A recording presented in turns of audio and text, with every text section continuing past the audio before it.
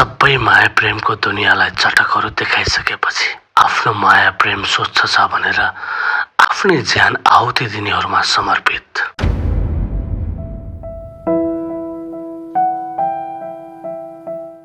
यो के? मेरो बिहेको निम्तो। कोसँग? आफै हेर। कवितासँग? अनि हामीले जिउने मर्ने खाएको कसम? माया त गर्छु अझै पनि तिमीलाई, तर समाज हामी सँगै हुँदा स्वीकार्दैन। अनि मैले तिमीलाई सुम्पेको सबै कुरा एउटा अतीत सम्झेर बिर्सिदिनु। हेर, आजसम्म तिमीलाई जिताउन धेरै पटक हारे। यो पटक मैले जित्नै पर्ने भयो। तिमीले नचाहँदा नचाहँदै हार्नु पर्नेछ।